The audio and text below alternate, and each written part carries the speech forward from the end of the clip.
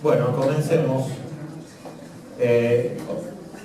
Habíamos dicho que de hacer una especie de repaso, que lo podemos intentar cada 3 clases, no estaría nada mal, porque más que ir muy rápidamente, lo que me interesa es que se fijen algunos conceptos, y como bueno, algunos suelen resultar no tan sencillos, estaría bueno volver sobre ellos todas las veces que sea necesario. Estuve leyendo el texto que mandó alguien, creo que alguna de las Suárez que mandó al grupo, y si bien es una nota periodística, digamos, no hay teoría académica ahí, pero está muy bueno, está muy bueno, así que les recomiendo que lo lean, porque digamos, es un artículo sobre Finlandia, ¿no? Estuvimos hablando de Finlandia, ya que estamos, repasemos también, ¿no? Como gran modelo educativo, ¿no?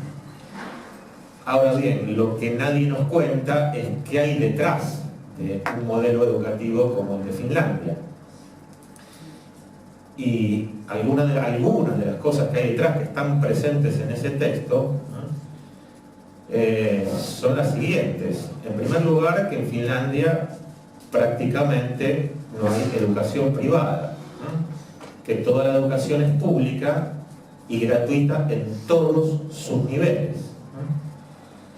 En segundo lugar, que Finlandia tiene el estado de bienestar más, llamémoslo, más confortable, más amplio, más sólido del mundo entero, ¿no? De manera que todas las necesidades básicas de la población, todas, están satisfechas gracias a ese estado de bienestar. Para que se den una idea, las mujeres tienen una licencia por maternidad de casi 1 año aproximadamente. Y los varones tienen algo, a lo mejor me confundo ahora al decírselo, pero creo que son algo así como 60 días hábiles de licencia por paternidad. Pero lo más interesante es tratar de entender cómo se sostiene esto, ¿no? O sea, cómo hace el Estado para gastar tanto en salud, educación, asignaciones sociales, servicios públicos que se consideran esenciales, ¿no? ¿Se acuerdan que acá se decía, y todavía algunos lo siguen diciendo, que estaban muy bajas las tarifas? Bueno, en Finlandia no existen las tarifas, porque los servicios públicos son gratuitos, porque están considerados un derecho humano básico y elemental. O sea, nadie puede vivir sin agua, sin gas y sin luz. Nadie. Por lo tanto, si es un derecho humano, no puede ser que privemos a la población de un derecho humano. Por lo tanto, en Finlandia nadie dice que bajas que están las tarifas, por ejemplo, ¿no? Quiero pagar más. Bueno, no, eso no existe en Finlandia. Pero a esto quería llegar, porque me parece que es el tema central, es cómo se financia un estado de bienestar de estas características. Y si bien yo lo leí muy rápidamente, pero yo les voy a contar, después ustedes pueden corregirme, en la clase que viene lo pueden hacer. Una de las cosas que leí es que la carga impositiva del sistema finlandés llega para los que más tienen, por supuesto, porque es un sistema progresivo, ¿no? O sea, donde los que más tienen, más pagan, y no exactamente al revés. Los que más tienen, más pagan. Bueno, afecta en un casi 50% de los ingresos. Acá se quejan por el 35%, para que se den una idea. En Finlandia, los ricos pagan, sin chistar, el 50% de los ingresos, y gracias a ese sistema es posible tener el estado de bienestar que tienen los finlandeses.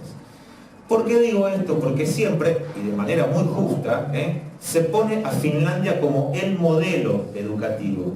Pero justamente lo que no se dice es cuál es el secreto por el cual Finlandia puede llegar a tener ese modelo educativo, que es lo que sostiene un modelo educativo, que es un modelo sanitario, un modelo de Estado, un determinado sistema impositivo y la consideración de tales necesidades humanas como derechos humanos, ¿no? Alguien decía, allí donde hay una necesidad hay un derecho. ¿no? No sé si los finlandeses se copiaron o es al revés, ¿no? De todas maneras, yo podría decir que los finlandeses se copiaron, digo, porque todo esto es una novedad. O sea, recién a partir de los años 80 los finlandeses empezaron a construir este tipo de modelo, no viene de muy larga data, ¿no? Así que es más probable que ellos se hayan copiado de nosotros. Bueno, no ahora, no de esta actualidad catastrófica. Bueno, así que les recomiendo que lean ese artículo. Repito, es un artículo periodístico, probablemente tenga muchas cosas para chequear, no estaría mal hacerlo. Usan las cunitas de... Ah, bueno, sí, bueno, ahí sí, ¿no? Ellos tienen además, bueno, garantizada toda la salud, el nacimiento, el kit para los recién nacidos, y de ahí salió la idea del plan cunita, ¿no? El plan cunita, que acá estuvieron a punto de quemarlas, y no sé si lo llegaron a hacer, porque decían que eran peligrosas. Pero ¿saben de qué material son las cunitas finlandesas? De cartón. O sea, las de acá eran ultra sofisticadas comparadas con las cunitas finlandesas, ¿no? Pero bueno, acá hay señores que quisieron quemar esas cunitas, mientras que en Finlandia, obviamente... no en todos lados, Avellaneda la sigue teniendo. Bueno, Avellaneda es un lugar muy particular, pero no es la generalidad. Bueno, hagamos entonces, empecé por este texto porque yo reconozco que no lo había leído, lo leí recién esta semana y se lo recomiendo, ¿no? Digo, se lo recomiendo más que nada porque ahí está toda la argumentación que nos niegan cuando alaban el sistema educativo finlandés. Otra de las cosas interesantes es que vieron que, por ejemplo, acá se quejan algunos de las pocas horas frente a clase que pasan los alumnos a lo largo del año. Que en realidad es una manera de quejarse de los pagos, por ejemplo, ¿no? Bueno, Finlandia tiene el promedio de horas frente a clases de sus alumnos menor de todo el planeta. O sea, porque los finlandeses consideran que el secreto de la excelencia académica no es pasar muchas horas, sino aprovechar integralmente esas horas. Entre otras cosas, no mandan tareas a los chicos para que hagan en su casa, sino que privilegian el juego, bueno, etcétera, etcétera. Hay muchas cosas. A mí no me gusta pensar en modelos para luego copiar, ¿no? Pero si queremos copiar el sistema, ¿por qué no lo copiamos todo, ¿no? Que venga completo. Bueno, como ustedes lo van a leer, después si quieren, después de su lectura, el próximo encuentro discutimos todas esas cosas. Ahora hagamos, ¿hay alguna pregunta sobre algo que les parezca, que se les ocurra? O que no haya quedado claro, digo, o prefieren que yo retome y después entonces ahí sí me detengo donde ustedes me digan. Bueno, veo por las caras que la segunda es la opción correcta. Bueno, repasemos entonces todo lo que vimos hasta ahora. La clase de hoy va a durar hasta 7, creo, aproximadamente. Comenzamos diciendo, si mal no recuerdo, que para entender lo que nos pasa hoy es necesario saber algunas cuestiones relacionadas con, el modo de mirar el mundo, por llamarlo de alguna manera, del siglo XIX. O sea, necesariamente nos teníamos que remontar, para entender muchas de las cosas actuales, muchas de las cuestiones y de las problemáticas de la organización social de la actualidad. Es muy probable que nos tengamos que remontar al siglo XIX. ¿Por qué el siglo XIX? Eso lo vimos el primer día de clase. Bueno, porque en el siglo XIX de alguna manera se define o se consolida un determinado modo de organización político, social, económico y hasta cultural, podríamos decir, que algunos han denominado el darwinismo social. Darwinismo social. ¿A qué se refieren con darwinismo social? A una especie de traslado mecánico al ámbito de las ciencias sociales de un modelo científico que utilizó Darwin, obviamente, en sus investigaciones sobre biología, ¿no? Sobre las ciencias naturales, podríamos decir. Y muy especialmente hay ahí 2 o 3 conceptos que en realidad a su vez Darwin se los había robado a otros, por supuesto, ¿no? Que son el concepto de adaptación al medio, lucha por la supervivencia, ¿m? Y selección natural. A ver, para decirlo muy rápidamente, porque si no nos vamos a detener en una materia que no es la nuestra, ¿no? Darwin consideraba que las especies que sobreviven son aquellas que mejor se adaptan a su medio, o sea, las especies que no logran adaptarse al medio no subsisten. Por lo tanto, las especies luchan por sobrevivir. Cuando él hablaba de la lucha por la vida, no se imaginaba una competencia en que se mataban entre las especies, sino el modo en que las especies luchaban para sobrevivir. Por lo tanto, la vida producía algo así como una selección natural. Obviamente, los que se adaptaban continuaban y los que no se adaptaban perecían. Ahora bien, esto que Darwin en muchísimas oportunidades puso muy claro que se trataba de un análisis referido a las ciencias naturales, porque él declaraba además no entender nada de ciencias sociales, ni muchísimo menos de política.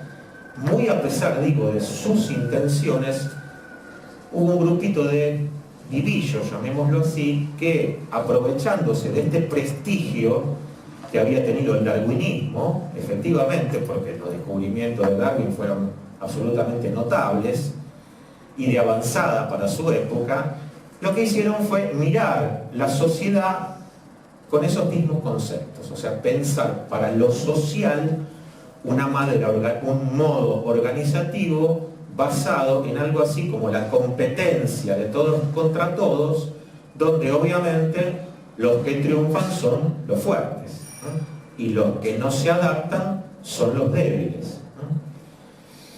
Por lo tanto, mirar a la sociedad con estas anteojeras del darwinismo social significa justificar en primer lugar la competencia, o sea, entender que la vida o que la sociedad está basada en una competencia que además es despiadada y es feroz, o sea, que es rapiña en realidad, y entonces justificarla, y en segundo lugar, justificar que los fuertes que han triunfado, bien merecido lo tienen, mientras los inadaptados, que son justamente los que no se han adaptado, también tienen bien merecido su fracaso.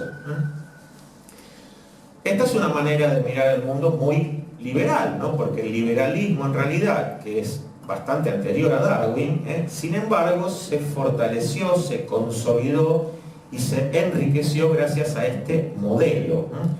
El liberalismo se apegó mucho a esta idea de que lo que rige en las sociedades son leyes naturales, o sea, lo que pasa en el mundo económico, social, ¿no? No tiene que ver con decisiones políticas, sino, en definitiva, con leyes. Son las leyes de la historia, copiadas, obviamente, de las leyes de la naturaleza. Son las leyes de la naturaleza aplicadas a la historia. Y por eso yo también les contaba que no es en absoluto casual que la primera gran corriente de, vamos a llamarlo, economistas, donde todavía la economía no era una ciencia económica, se hayan inspirado para pensar la circulación de las mercancías en el aparato circulatorio. Del mismo modo que los especialistas en comunicación, allí donde la comunicación tampoco todavía era una ciencia,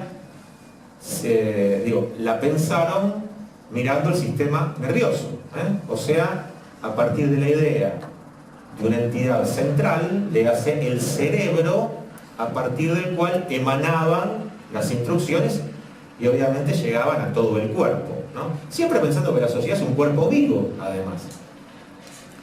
Cosa que en realidad, desde un punto de vista científico, es una aberración. O sea, no somos solamente un cuerpo biológico. Producto, digamos, de este pensamiento es la idea también creo que lo vimos esto, de que entonces, si efectivamente somos cuerpos orgánicos, biológicos, que reaccionan ante los estímulos, ¿por qué no pensar que un buen modelo comunicacional es este que se dio en llamar el de la aguja hipodérmica, ¿no? La idea de que inyectamos información en los cuerpos y efectivamente los cuerpos responden a ese estímulo informativo reproduciendo mecánicamente conductas que ya están en ese informe que les estamos haciendo circular por el cuerpo. O sea, la idea de que reproducimos mecánicamente aquello con lo que nos bombardean sistemáticamente las 24 horas del día, ¿no? Cosa que no es muy alejado de lo que puede llegar a pasar, solo que, dicho así, es erróneo, ¿no? Por la sencilla razón de que no somos meros cuerpos biológicos. Entonces hay una impronta muy biologicista, o muy naturalista, si ustedes quieren, en el siglo XIX. Una impronta obviamente que se extiende claramente, yo no sé si esto tiene algún fin, pero eso lo podemos ver dentro de un ratito, ¿no? O sea, ¿qué pasa con esta impronta biologicista del siglo XIX en la actualidad?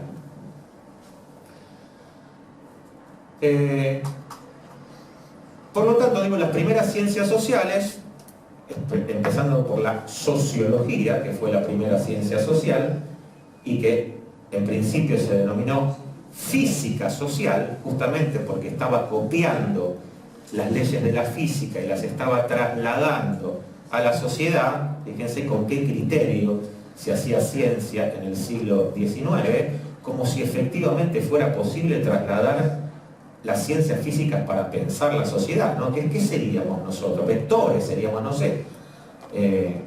Bueno, pero ese es el modo en que se pensó lo social en el siglo XIX y hasta muy avanzado el siglo XX. Eso que se dio en llamar justamente el positivismo, habrán oído hablar del positivismo, se lo debemos a un personaje del siglo XIX llamado Augusto Comte, que entendía que toda sociedad atraviesa esos tres estadios, ¿no? Del estadio teológico, pasando por el metafísico, hasta llegar al estadio científico. El estadio científico es el estadio positivo, o sea, el estadio de la ciencia. Por lo tanto, ¿quiénes pueden hacer ciencia en este mundo occidental, según Comte? Solo aquellos que han llegado a ese estadio, o sea, los europeos, para decirlo de otro modo, porque los demás estamos en un estado de barbarie, salvajismo, ¿no? O sea, todavía no pasamos, en algunos casos, ni siquiera el primer estadio, que es el estadio teológico, ¿no? Es el estadio en el que atribuimos a las conductas humanas designaciones divinas, ¿no? Bueno, en este marco, digamos, el liberalismo, por lo menos vamos a ver, pensemos en el liberalismo económico, ¿no? ¿Qué es el liberalismo triunfante, si ustedes quieren? El liberalismo económico hizo estragos, ¿no? A esta impronta darwinista, obviamente, se sumaron teorías no tan ingenuas ni tan poco desarrolladas como estas, como por ejemplo la de Adam Smith, que les contaba. Adam Smith, que produce su obra en el siglo XVIII, o sea que es inclusive bastante anterior al darwinismo social, pero Adam Smith, por ejemplo, entendía que el modo en que, mejor dicho, una modalidad posible de organización social que él consideraba la más virtuosa era aquella en la que cada uno de nosotras y nosotras ponía en juego sus egoísmos individuales. O sea, vicios privados, virtudes públicas, decía algún otro, ¿no? Allí donde desplegamos el egoísmo, donde cada uno, digamos, sale a hacer su propio negocio, dicho en lenguaje del siglo XXI, donde cada uno es un empresario de sí mismo o un emprendedor, ¿no?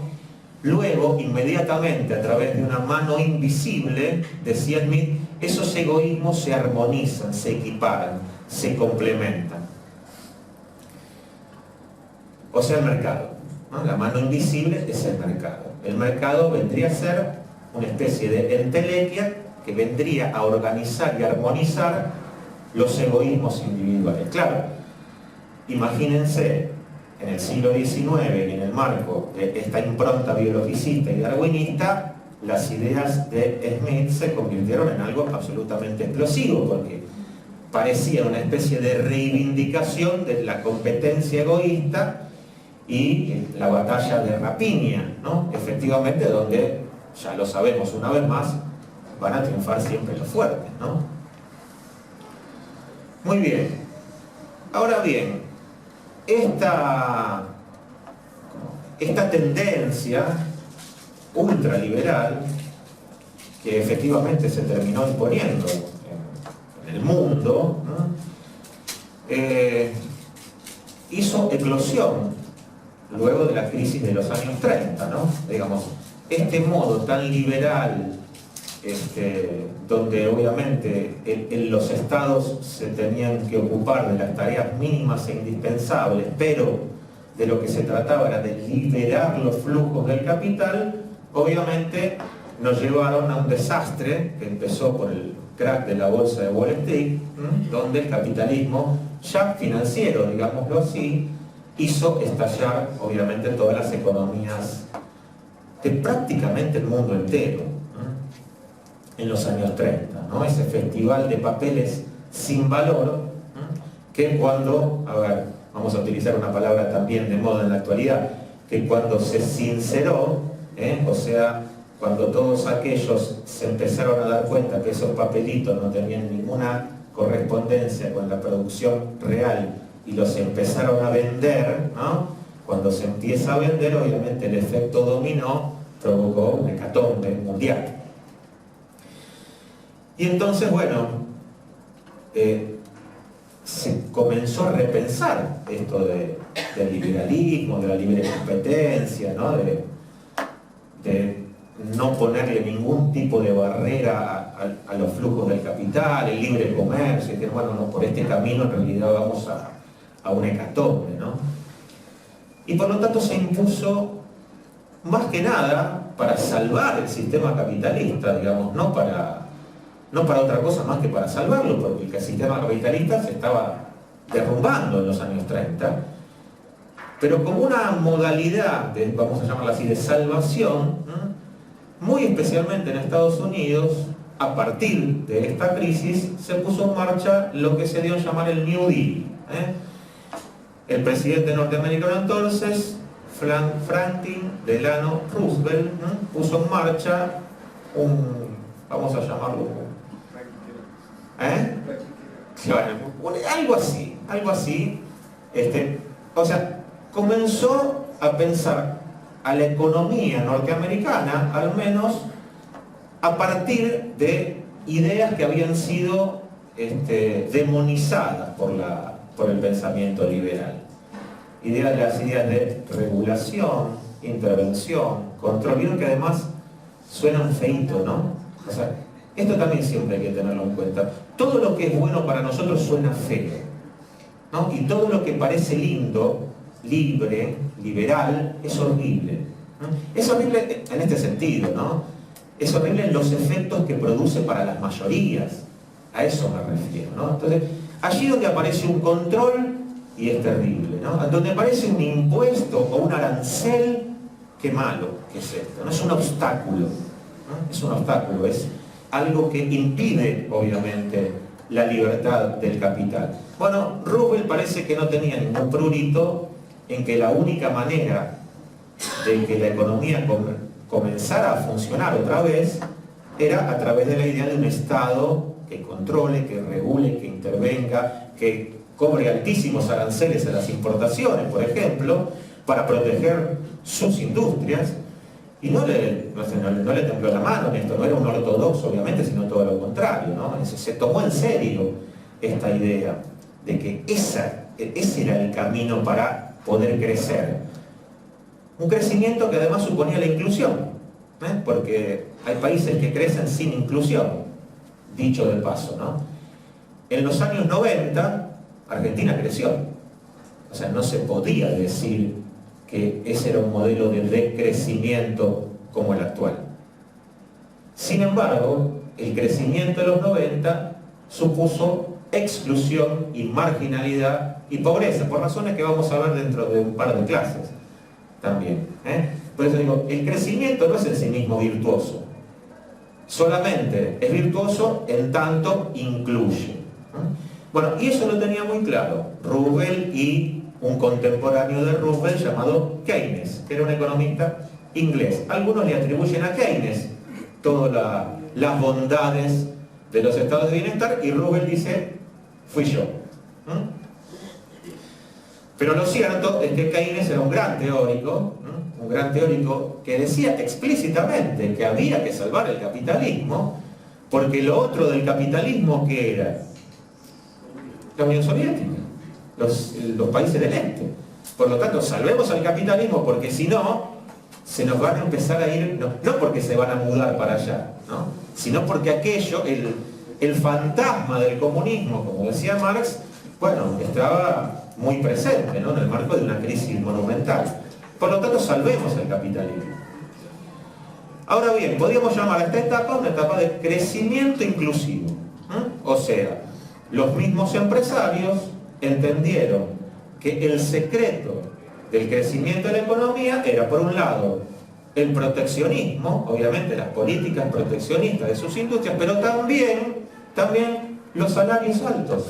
O sea, los obreros de las fábricas tenían que consumir, y la única manera de consumir y poner en marcha el proceso productivo era teniendo buenos salarios, ¿no? Y además sindicalizándose, porque la manera de poder dar una pelea salarial es teniendo sindicatos fuertes capaces de dar esa pelea. Algo que, imagínense, en Estados Unidos era una cosa terrible, ¿no? Pero sin embargo los mismos empresarios, yo les di el ejemplo de Henry Ford, ¿no? Henry Ford decía, bueno, ¿y si la población norteamericana no tiene salarios altos, a quién mierda le voy a vender el Ford? ¿No? Bueno, entonces mis obreros de mi empresa tienen que tener los salarios que les permitan, obviamente, comprarme el Ford que produzco yo, ¿no? ¿Se entiende? O sea, era una cabeza que pensaba con una lógica completamente distinta de la lógica del neoliberalismo. Bueno, esto duró, ¿perdón? ¿De Henry Ford están hablando? Bueno, digo, vamos a llamarlo capitalismo inclusivo o estado de bienestar, esto duró 40 años. 40 años que han sido caracterizados por todos los manuales que se les pueda ocurrir, como los 40 años gloriosos, dorados, ahí van a encontrar distintas denominaciones, digo, pero el propio sistema capitalista reconoce que el modo más virtuoso de crecimiento es este tipo de crecimiento, ¿no? Con este tipo de estado de bienestar. En la época que estamos hablando, fíjense, todavía Finlandia, por ejemplo, era un país pobre. No conocía ni siquiera el asfalto Finlandia, en estos años de los que estamos hablando. Por eso digo, ese es un proceso bastante, el de los países nórdicos, no solo Finlandia, es un proceso posterior. Podríamos decir, ellos se tomaron en serio la idea del estado de bienestar europeo. Y lo asumieron y lo asumen hasta el día de hoy, obviamente, ¿no? Nunca se convirtieron en países neoliberales, como Inglaterra y Estados Unidos, por ejemplo, ¿no? Bueno, les decía entonces que esto tuvo una crisis muy grande en los años 70, mal llamada la crisis del petróleo, pero lo cierto es que efectivamente el precio del barril de petróleo se multiplicó por 3 o por 4, producto de la presión de los países productores de petróleo, que se dieron cuenta que estaban quedando fuera de la fiesta, ¿no? O sea, nosotros estamos financiando todo el crecimiento industrial de Europa y de Estados Unidos y nos llevamos una migaja, ¿no? Entonces entendieron que lo mejor era aliarse, crearon la famosa OPEP, ¿no? Que es este sistema de los países productores de petróleo, y a partir de esta presión de prácticamente monopolizar la producción de petróleo en el mundo, dijeron, bueno, ahora el precio del petróleo va a ser este. Por lo tanto, obviamente esto generó, o sea, imagínense, si se incrementa el principal insumo productivo, ¿no? ¿Qué pasa? Inflación. Obviamente, inevitablemente todos los precios aumentan. Por lo tanto, se genera una situación que tiene, a ver, un doble o un triple correlato, ¿no? Por un lado, obviamente, la inflación genera una mayor presión salarial, ¿no? Esto es casi obvio. Pero por otro lado, además, la rentabilidad de las empresas norteamericanas, que por lo menos en estos años pagaban, vamos a llamarlo así, buenos salarios, no puede competir con la rentabilidad de países como Alemania o Japón, que pagaban bajos salarios. Por lo tanto, los norteamericanos obviamente se empiezan a inquietar y a decir, bueno, estos estados de bienestar en realidad dejaron de servirnos a nosotros. ¿Por qué?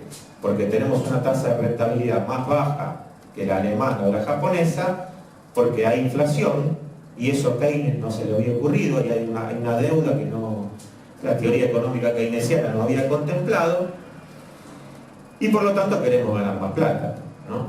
Bueno, en definitiva, el año 73, por poner una fecha, ¿no? Porque esto nunca se produce de un momento para otro, pero marca una gran escisión.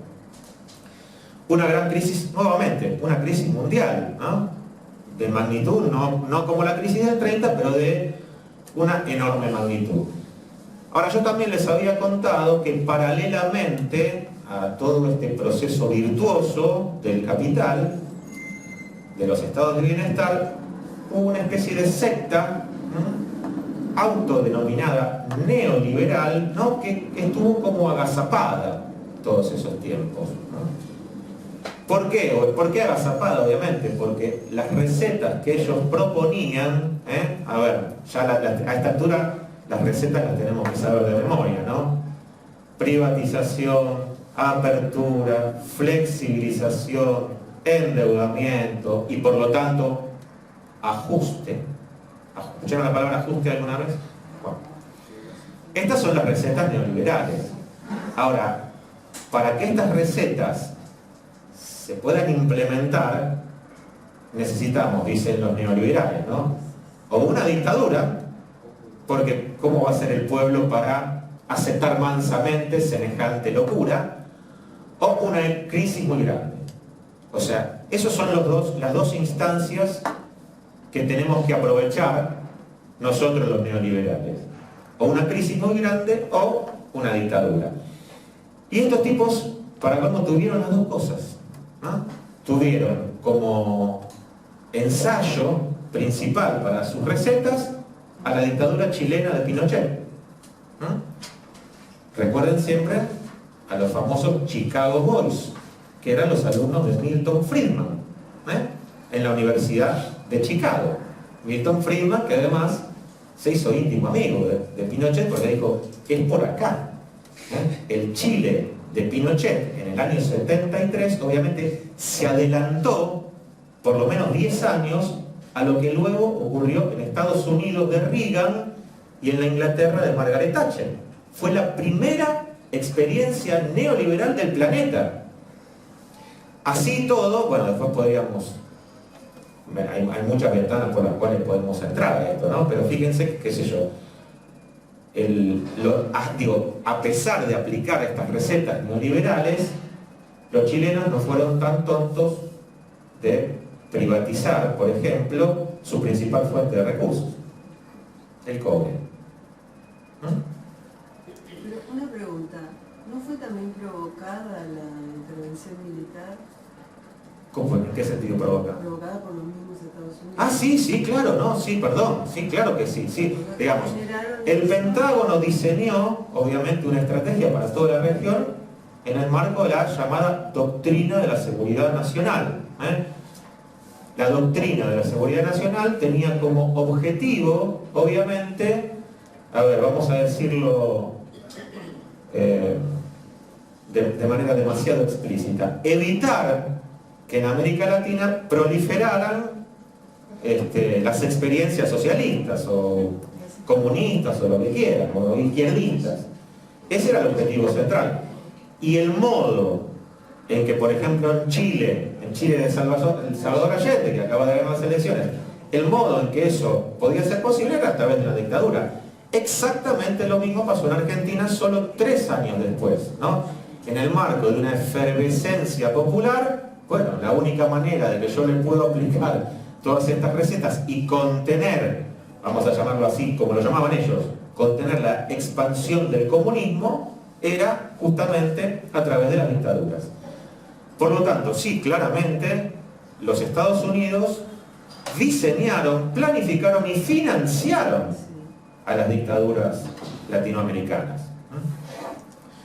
Argentina y Chile son los casos más emblemáticos, digamos, porque quizás fueron las dictaduras más violentas, ¿no? Hubo dictaduras en casi... Obviamente, prácticamente toda América Latina, Uruguay, Brasil. En Honduras arranca, ¿no? ¿Cómo? En Honduras arranca. ¿La primera decís vos? Creo que arranca en Honduras. Puede ser. Sí, o Brasil en el La 64. construcción del canal de Panamá no empieza todo más o menos por ahí. Bueno.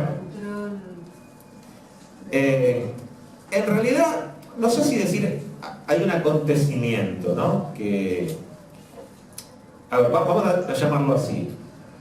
Estados Unidos, en el marco de la competencia interimperialista, o sea, entre países imperialistas, quiso, no por primera vez, por supuesto digo, pero quiso reafirmar su poderío sobre el continente latinoamericano.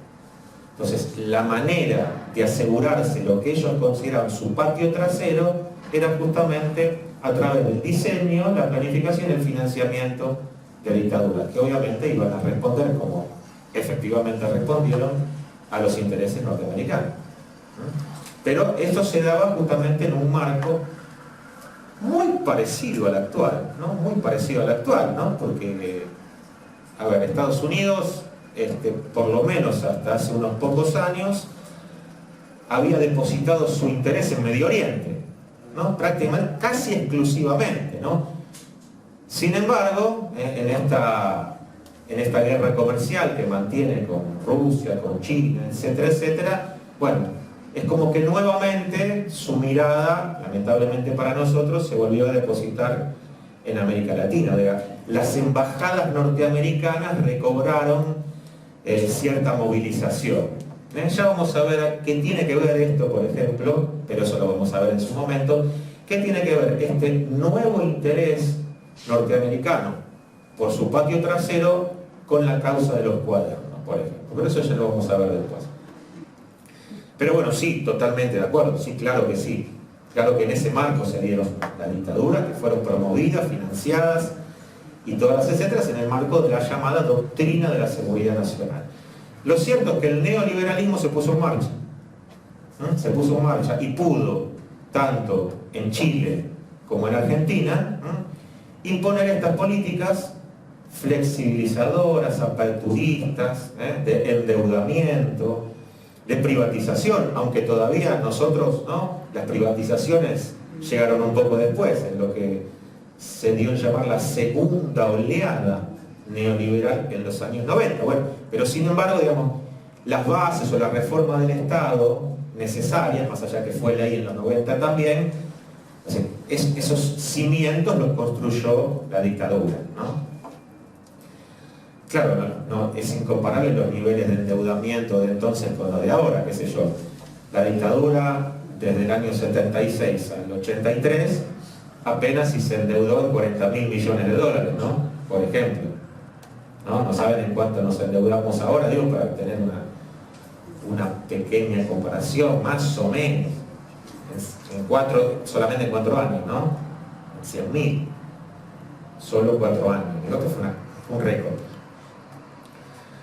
Pero bueno, digo, pero las políticas se parecen mucho, ¿no? Se parecen mucho en este sentido. Apertura, endeudamiento, bueno, privatización, ¿no? Era lo que se venía, si es que se venía, ¿no? Claramente se venía sin ninguna duda Aerolíneas e ITF nuevamente, ¿no? La reprivatización. Desde regulación del mercado como nunca antes en la historia, ¿no? O sea, quitamos todas aquellas cosas feas que eran los controles. Los controles, las intervenciones y las regulaciones y los aranceles eran feos, sonaban feos, entonces los quitamos. Y lo que hacemos es liberalizar. Bueno, esto sí ya se comenzó en el año 70, a partir del 76, esto sí efectivamente fue una política de Estado. Podemos decir, por lo menos en el terreno económico, ojo con esto, en el terreno económico podríamos decir fue una política de Estado gradualista, ¿no? O al menos en términos comparativos, ¿no? Tibia, ¿no? No una destrucción lisa y llana del estado de bienestar, todavía digo en los años 70. Lo que hubo fue una gran apertura comercial y financiera. No sé si alguno recuerda alguna de las publicidades, ¿no?, que justificaban la apertura comercial. ¿Se acuerdan de la publicidad de las sillas, por ejemplo? ¿No? De las sillas que se sentaban y se destrozaban. O sea, exactamente, lo que tenían que justificar era la apertura importadora, y entonces nos mostraban por televisión que lo nuestro era horrible. Entonces, ¿para qué los argentinos nos vamos a bancar productos desvencijados si podemos comprarlos? Y Martínez de Oz también, diciendo de que el Estado se corría una forma de opresión hacia los libres mercados. Achicar al Estado, la frase, es agrandar la nación, ¿no? Martínez de Oz y sus voceros periodísticos, que en aquel momento, como la televisión tenía 4 canales nada más, en aquel momento eran 2, ¿no? Bernardo Neustadt y Mariano Grondona. Fueron los 2 grandes ideólogos de la dictadura. Bueno, pero digo, toda la campaña mediática, sistemática, apuntaba en esa dirección, ¿no? El Estado era una especie de elefante grande que despilfarraba, que gastaba innecesariamente, y además nuestras industrias producían porquerías, con lo cual lo que tenemos que hacer es retirar el Estado de esos lugares, importar y endeudarnos. ¿Por qué endeudarnos? Y por la sencilla razón de que, recuerden, a partir de la crisis del petróleo, si hay algo que llovía en el mundo eran petrodólares, ¿no? Los petrodólares, o sea, los dólares derivados de la venta del petróleo, esos precios que tenía el petróleo. Por lo tanto, los capitales, ¿qué hacen? Buscan mercados, buscan plazas. Martínez de Oz, acá, Argentina, vengan para acá. Total, los intereses que pagábamos por esos capitales eran siderales, ¿no? Entonces, esos capitales se encuentran en países como el nuestro, obviamente sus plazas preferenciales, ¿no? De ahí viene nuestro gran endeudamiento. No, escúchame, no lo entendí. A ver. Con Caballo también. Sí, por supuesto, ¿no? Pero otra cosita, perdón. Sí. Antes de los militares de que asumieran, Sí. yo por memoria, estuvo el El Rodríguez. Sí. Al principio Podríamos decir, no hubo que esperar exactamente a eso, sino que hacia fines del gobierno de María Estela Martínez, obviamente, donde ya había un vínculo demasiado estrecho con lo que en aquel momento era la derecha peronista y obviamente la corporación militar, ya hubo un primer amague. Sí, el Rodrigazo claramente que fue una devaluación terrible, es como que abrió, fue una especie de apertura claramente para lo que vino luego, sí, no hay ninguna duda de eso. No, pero te decía, lo que proliferaban en los años 70, producto de ese precio tan elevado del petróleo, eran los derivados de esa venta, que eran dólares. En definitiva, ya el dólar se había impuesto como la moneda de intercambio. Entonces, el tema es que hacían los jeques árabes con esos dólares, ¿no? Obviamente, ¿qué haces para reproducir los dólares? Bueno, buscas plazas allí donde te den un interés importante como para reproducirlos. Bueno, entonces, primero fueron a Europa, después a Estados Unidos, y a donde llegaron, a esas plazas que abrieron en nombre de la apertura indiscriminada, le abrieron sus puertas a este modo de financiamiento, llamémoslo así. Pero bueno, vinieron a hacer negocios concretamente. Y no solamente hicieron negocios, quienes vinieron a dejar sus dólares aquí, quienes ingresaron, digamos, sus dólares aquí, sino muchas empresas privadas que se endeudaron en dólares, ¿no? porque después cuando... Esto lo vimos, pero bueno, yo voy a hacer de cuenta que la mayoría no vino al curso anterior. Cuando el precio del dólar, cuando comenzaron las devaluaciones, efectivamente, bueno, esos empresarios que se habían endeudado en dólares, y bueno, tenían algún inconveniente, ¿no? Se les generó algún inconveniente como para pagar su deuda en dólares. Hasta que apareció un señor que acaba de nombrar acá, Pablo, que en aquel momento era el presidente del Banco Central, ¿no? Que empezó a implementar una serie de mecanismos hasta que, cuando esos mecanismos se convirtieron en algo prácticamente inofensivo, lo que hizo fue estrictamente estatizar la deuda privada de las grandes empresas. ¿Qué quiere decir estatizar la deuda? ¿No? Que nosotros, los argentinos, todos, nos hagamos cargo de la deuda que contrajeron grandes empresas. Entre las cuales, ya que estamos, entre esas empresas que se endeudaron, había una empresa que se llamaba Sebel. ¿Escucharon hablar de Sebel? Bueno, y una que no sé si se llamaba así en aquel momento, pero era el embrión de lo que luego se llamó Socma. Y había una tercera que no me acuerdo. Pero ¿se acuerdan que yo les leí? O sea, lo tenía todo anotadito. No pasa que hoy no traje el machete. Bueno, había como mínimo tres empresas que figuraban entre los grandes deudores que pertenecían a un grupo muy conocido. Actualmente presidente. Exactamente. Por lo tanto, no sería en absoluto erróneo, decir que nosotros aún hoy estamos pagando la deuda que contrajo el grupo Macri durante la dictadura. Un grupo que además se enriqueció como ningún otro durante estos años, a punto tal que sus empresas pasaron de 7 a 47 durante los años de la dictadura. Y esta familia se convirtió en el principal proveedor del Estado, o sea, de Videla y Martínez Dios. Ahora bien, esta información no es que la tenemos a mano, ¿no? Eso es lo que veíamos también. No está a la orden del día esto. No sé si esto está circulando aquí ahora en las redes sociales, por ejemplo, ¿no? Es cierto que se robaron todo, ¿eh? Es cierto, es absolutamente cierto. ¿El tema quién es? Bueno, acá empezamos, miré que recién estamos comenzando, recién estamos hablando de la deuda que integró nuestra deuda externa a partir del año 1982.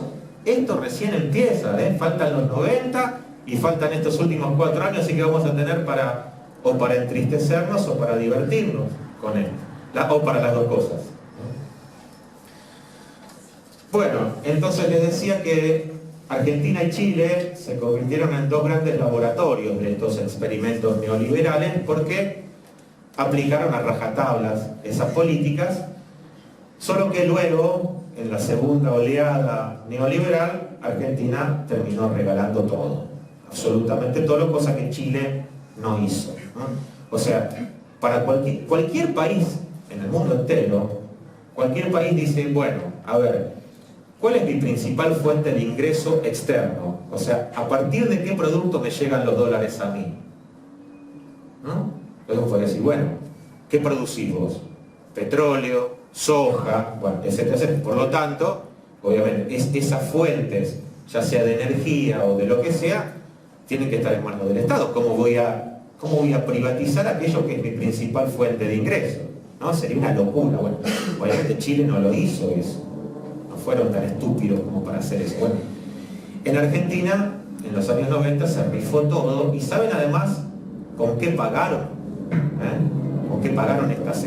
A ver, Telefónica y Telecom, ya que está, para poner un ejemplo, porque si no parece muy abstracto todo esto. ¿Saben con qué? ¿Con qué pagaron? ¿Se acuerdan de Entel? Bueno, ¿saben cómo se quedaron con el monopolio de las telecomunicaciones en Argentina? Que se repartieron prácticamente entre Telefónica y Telecom, con papelitos de la deuda externa. papeles. Y acá vamos a introducir el tema de los fondos buitres, ya que estamos, ¿no? ¿Qué significa pagar con un papel de la deuda? Significa lo siguiente: yo soy un inversor, ¿no? No lo soy, pero hagamos de cuenta que soy un inversor. Entonces, bueno, tengo un país cuyo riesgo país es muy elevado. Por lo tanto, pues, las posibilidades de que ese país pague sus deudas son pocas, ¿no? Por lo tanto, yo voy a comprar un papelito de la deuda de ese país. ¿Pero por qué lo voy a comprar? Porque además lo voy a comprar por el 20% de su valor. Pero en el papelito, ¿qué dice? ¿Dice 20 o dice 100? Dice 100 en el papelito. Entonces viene don José Telefónica y dice: yo me quiero quedar con la mitad de Entel. Muy bien, señor, pase por aquí. ¿Y usted cuánto quiere? Tengo todos estos papelitos. Entonces, ¿qué hizo el gobierno de entonces? Les reconoció a estos señores el valor, lo que se llama el valor nominal. Habían pagado 20 y les reconocieron 100. O sea, remataron las empresas, las rifaron. Por supuesto que a todo esto un sistema de coimas, pero que fue explícito en este caso, ¿no? O sea, porque las mismas empresas, obviamente, entre ellos María Julia, no solamente María Julia, pero digo, las mismas empresas que hacían, se asociaban con un socio argentino, que era el que les hacía el contacto. Entonces, todas las empresas extranjeras, léase los inversores, para poder quedarse con nuestras empresas, lo que tenían que hacer era asociarse con uno al que le pagaban la coima y ese actuaba de intermediario. Bueno, o sea, un saqueo descomunal. Estos son los años 90 en Argentina.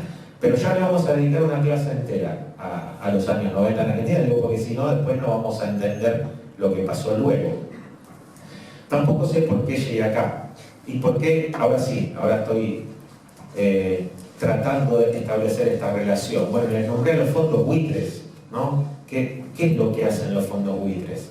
Justamente esto, solo que los fondos buitres, primero y antes que nada, ¿con quién se alían? ¿Necesitan un aliado local para cobrar lo que necesitan? No, se alían con el juez Griesa, se alían con un juez norteamericano y le dicen: mira, Griesa, yo compré un papelito por 20, pero el papelito dice 100 y yo quiero cobrar los 100. ¿Qué reestructuración? Kirchner, La Baña, no importa 3 carajos la reestructuración. Yo quiero los 100. Entonces, ¿qué le dice el juez? Le dice: quédese tranquilo, yo voy a fallar a favor de usted. Entonces, por lo tanto, Peter Singer, entre tantos otros fondos buitres, que además son los que financian determinadas ONG de la Argentina, son los que terminan cobrando 100 gracias al fallo de un juez que además es un juez municipal. Es como decir, como si un juez de la ciudad de Avellaneda legislara sobre la política norteamericana, para que se den una idea, ¿no? Bueno, ¿por qué pasa esto? Y bueno, porque los que emiten los papelitos de la deuda reconocen la soberanía norteamericana en el momento del conflicto. Entonces yo compro ese papel y tengo absolutamente todo asegurado. O sea, ¿por qué? Porque el que emitió ese papel lo que hizo fue entregar la soberanía. ¿Se entiende esto? No es tan difícil. Bueno, ¿qué hizo el gobierno actual? ¿Cuál fue la primera medida?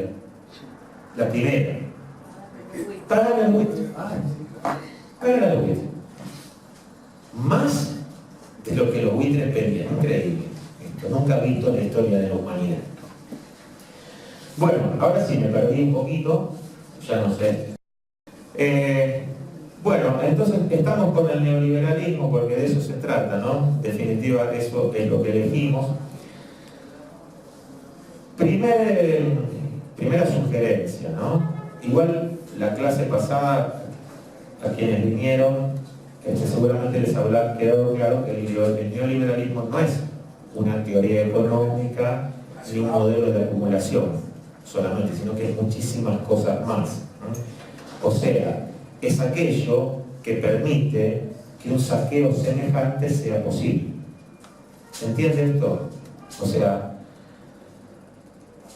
a diferencia del liberalismo clásico, que en el mejor de los casos lo que hacía era apelar a la idea de leyes naturales, o sea, como si la economía estuviera autorregida, ¿no? La mano por la mano invisible del mercado, ¿no? Esa era la herramienta central que tenía el liberalismo clásico. Los neoliberales habían entendido otra cosa, ¿no? Habían tenido muy claro efectivamente que el único modo en que sus políticas o sus recetas, vamos a llamarla así, fueran aplicables era, y recuerden siempre bien esto, o una crisis, porque como toda crisis disciplina, y uno luego de la crisis está como dispuesto a resignarse y aceptar determinadas condicionalidades, o bien de una dictadura.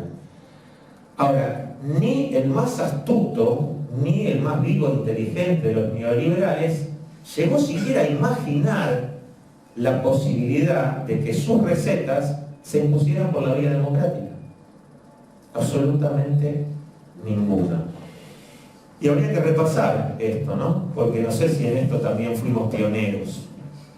No sé si en esto fuimos pioneros, pero probablemente sí. Yo no tengo acá todo el mapa mundial, pero lo cierto es que en Argentina el neoliberalismo no necesitó ni una crisis que la impulsó e intentó producirla, ni una dictadura. Le fue suficiente con la vía electoral. Ahora bien, entonces, la pregunta del millón es ¿por qué? ¿Cómo puede ser que un pueblo acepte resignadamente y hasta complacientemente esta hecatombe nuclear que ocurrió en Argentina a partir del 10 de diciembre de 2015?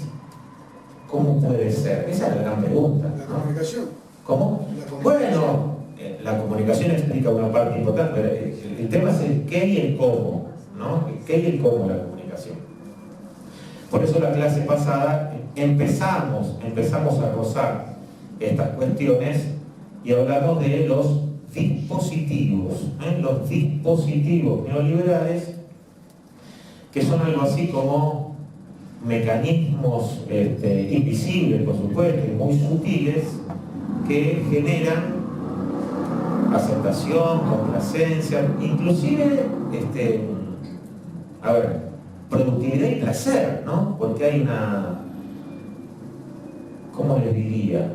O sea, esta hecatombe nuclear, como yo la llamo, que nos ocurrió, igual descartemos eso, ¿no? Porque si no parece un fenómeno natural, ¿no? Y en realidad es el resultado de una política sistemática. Digamos, los niveles de complacencia, de aceptación y de autorresponsabilización por esto han sido enormes. Entonces, en países como el nuestro, aunque esto sí lo podríamos replicar al mundo entero, de lo que nos tenemos que ocupar hoy fundamentalmente, es tratar de entender cómo funcionan esos dispositivos, ¿no? Porque también nosotros, y esto creo que lo veíamos la clase pasada, cometemos el error de sobreestimar a algunos personajes, algunos gurúes comunicacionales, e inclusive hasta llegado a cierto punto se nos ocurre que los tendríamos que imitar, ¿no? Y me parece que ahí está el principal problema, ¿no? El principal problema es creer que hay alguna especie hay algún genio de la comunicación que es capaz de producir en nosotros esto que produce. Y si nosotros analizamos solo esa pata, nos quedamos rencos. O sea, lo que nos falta para pensar es de qué estamos hechos nosotros. ¿Qué somos nosotros en tantos sujetos? ¿Cómo pensamos, cómo percibimos, cómo miramos el mundo? ¿A través de qué mecanismos de percepción, de razonamiento? O sea, ¿qué ha sido de nuestro sistema cognitivo, de nuestro sistema de conocimiento de estos años? Digo esto porque si no, repito, cometemos este error. Es decir, mira, no, hay un genio de la comunicación, por ejemplo, digo, Durán Barba, ¿no? Y entonces le atribuimos cualidades, no diría sobre geniales, ¿no? En realidad a un tipo que es de cuarta o de décima, en realidad, porque lo único que hace un tipo como él es, punto uno, generar lo que se llama en sociología focus group, ¿no? O sea, reúno al azar o no, o de manera intencionada, a tales grupos, y lo único que hago es evaluar cómo reaccionan frente a tales preguntas. Es una especie de aguja hipodérmica, ¿no? Digo, bueno, frente a tales estímulos, ¿cómo responde la población? ¿Y después qué hago? Bueno, registro todo eso en un Excel, como diría Pratt Guy, y le entrego, ¿no?, a las usinas comunicacionales el resultado de esto, que es algo tan sencillo que cualquiera de nosotros podríamos hacer esto. Ahora, ahí justamente hay un pragmatismo puro y absoluto donde mi discurso en realidad simplemente va a estar basado en mi evaluación de la respuesta del otro. O sea, le voy a vender a ese otro aquello que el otro quiere escuchar. Y en esto no hay ningún secreto. Por eso digo, no, el foco, donde nosotros tenemos que poner el foco, es en qué somos nosotros. O sea, ¿cómo puede ser que hayamos llegado a ser lo que fuimos y lo que somos en cierto sentido? Esa tendría que ser nuestra preocupación. Porque digo, lo que hacen los gurús comunicacionales es sencillo.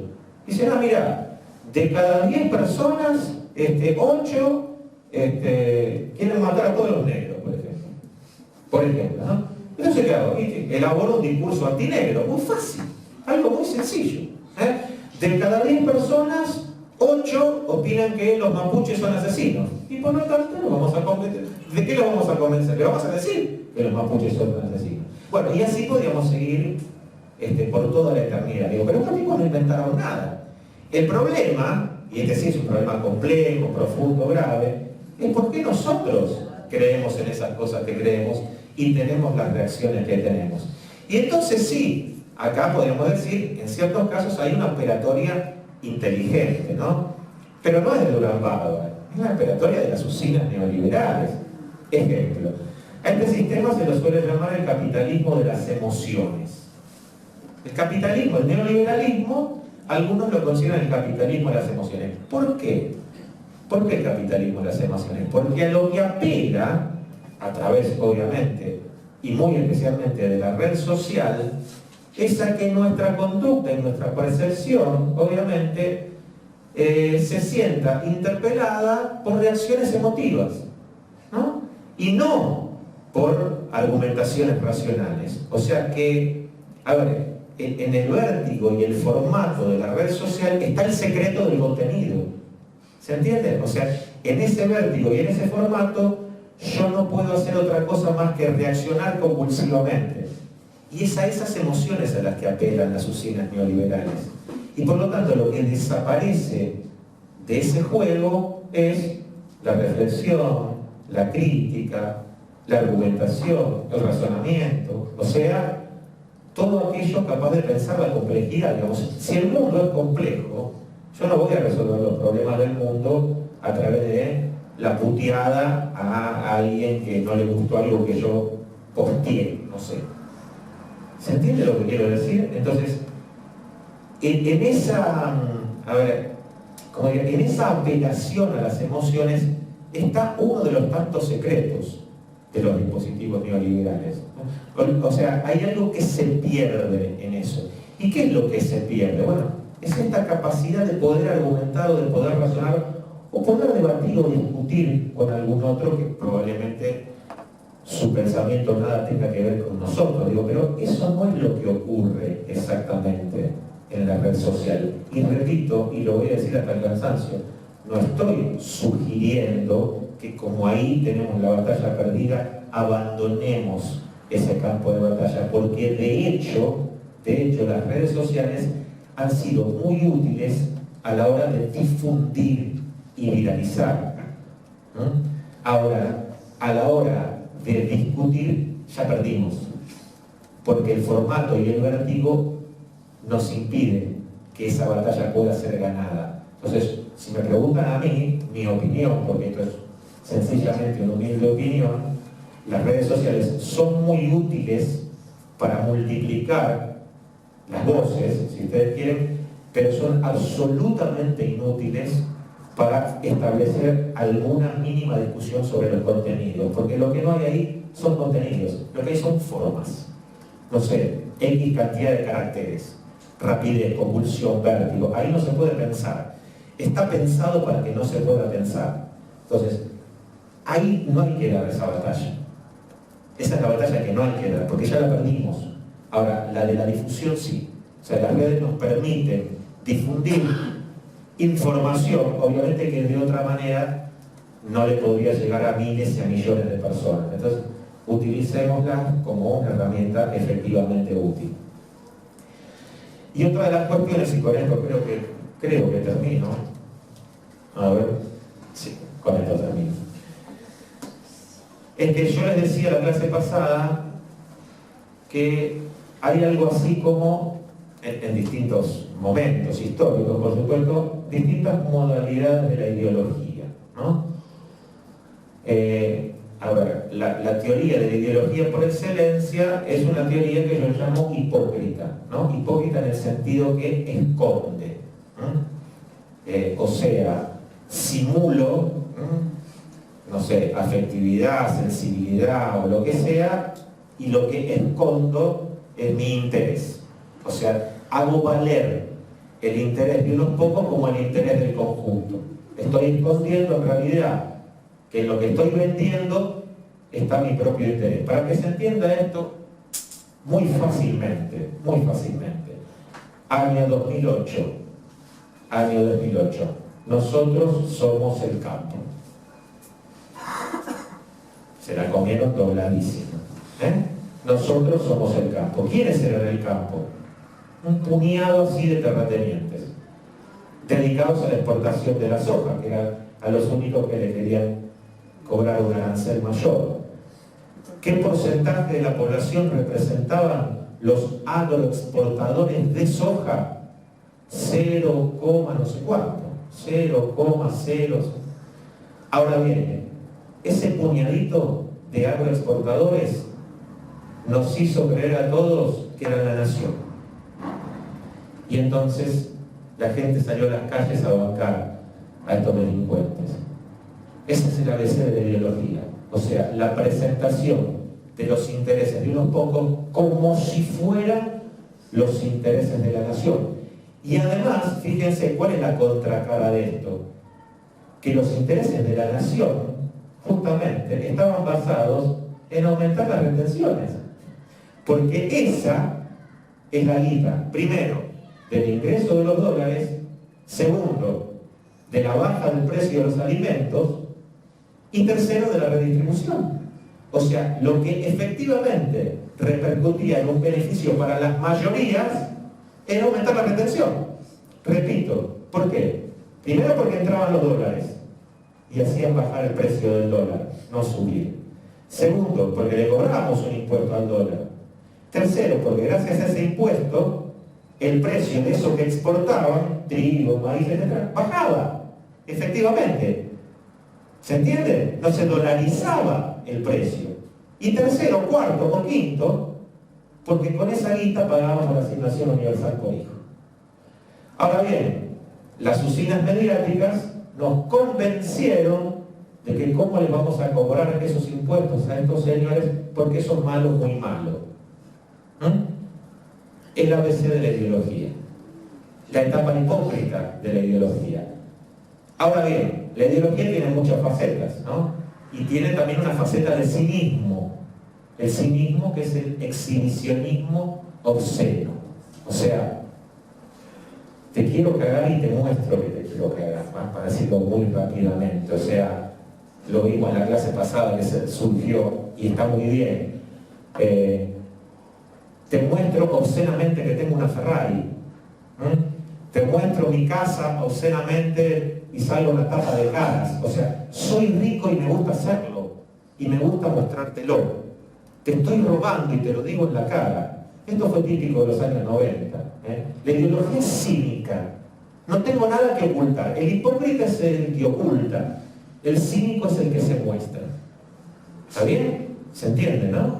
Bueno, pero ahora, y esto lo empezamos a ver en la clase pasada, ahora hay una tercera modalidad que es muchísimo más complicada. Una tercera modalidad de la ideología. Miren, fíjense, para la primera etapa, un filósofo alemán, la resumía en la siguiente frase: no saben, pero lo hacen. Hay un ocultamiento, una hipocresía. No lo sé, o sea, con mi trabajo y con mi mirada y con mi aceptación estoy reproduciendo el sistema. No lo sé, pero lo hago. Para la segunda etapa, en realidad la fórmula desprendida de la primera es: lo saben, pero igual lo hacen. O sea, ¿qué me importa? Mira lo que estoy haciendo, te lo estoy mostrando. O sea, no saben, pero lo hacen. La tercera es: lo saben y también lo hacen. Te lo exhibo, te lo muestro. Soy cínico. Pero esta tercera, que es la más complicada, que es casi inentendible, es, yo la llamo así, esto sí que se lo puse yo, no lo sé, pero tampoco lo quiero saber. No me importa. O sea, no tengo información, no conozco, la realidad obviamente es compleja, no es esto lo que yo estoy pensando, pero tampoco quiero saber cómo es la realidad. Me quedo con la fórmula, con el eslogan, con la frase hecha, que después vamos a contar. Hay una infinidad, ¿no?, de frases hechas. Me quedo con esto. No quiero conocer lo que pasa, no quiero el dato, no quiero el objeto, no lo quiero. Me conformo y me contento con esto. Me compré esta fórmula y la voy a defender. Bueno, esta es la más complicada, ¿no? Porque acá no hay ni ocultamiento ni exhibicionismo obsceno. Hay una negación por el saber. Me niego a conocer. Bueno, y entonces se hace más difícil para nosotros, ¿no? Yo no sé, ¿Cómo hacemos con alguien que se niega a conocer? yo no sé de política, pero estos son los hijos de puta. Por ejemplo, se robaron todo. Los bolsos de López eran de la Chora. Se robaron todo. Bueno, hay gente que lo sigue diciendo, donde ya está demostrado que los bolsos de López salieron, fajos de los bolsos de López, salió del contador de Boca Juniors. Sí, señor, Finanzú. Exactamente, Sí. cuando Macri era presidente de Boca. Exactamente. Pero desde la Chora. A punto tal que obviamente el juicio final, la condena de López, no salió en ningún medio, por ejemplo. Y no se investigó más. No. Porque si efectivamente tomé la tercera parte de los fajos esos de los bolsos y llegué a Macri, no investigo más, ya está. Mira si sigo por este camino. Por lo tanto se condenó a López y se terminó.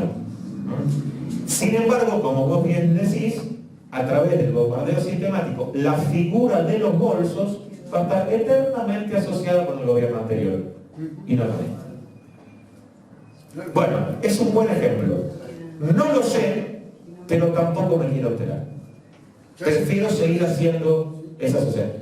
Y entonces las herramientas que tenemos nosotros cada vez son más complicadas, ¿no? Porque ahora no es, mira, che, enterate, acá está, te estoy dando, acá está el cuadrito, fíjate. No me importa. No me importa. Eso. Bueno, esto es lo que se dio en la posverdad. No quiero saber la verdad. Esa es la posverdad. No es, no puedo, no conozco, soy un idiota, no, soy un ignorante.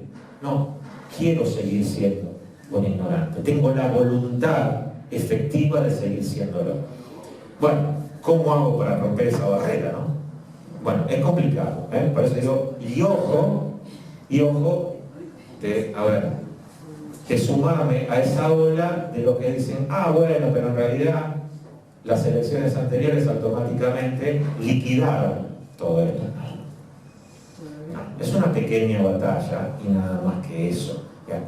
Porque la posverdad, como bien ustedes pueden comprobarlo en cada una de sus experiencias personales, obviamente sigue existiendo. Y esa es una barrera cada vez más difícil de romper. Pero se tiene que terminar. Sí. No, lo que voy es Eso es lo que con la decisión del gobierno de Macri cuando se vaya, este tipo sí tiene causa de corrupción encima.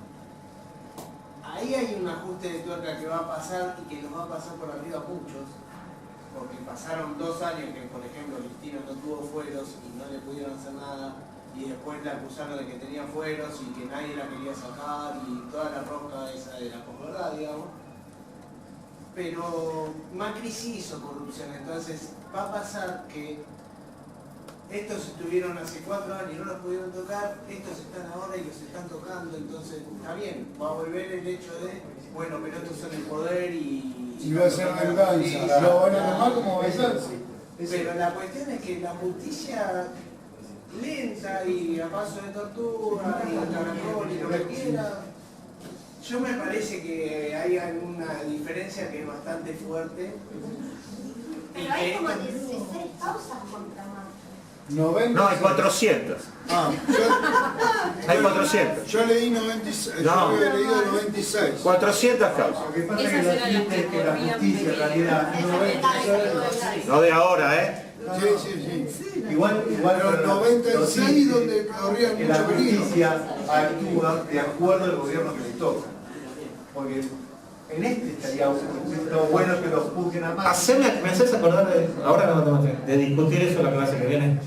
Eso es lo que Háganme acordar de eso. ahora, suponete que ojalá. Hasta las 7 dijimos que he durado. ¿Me quieren echar? No, la clase.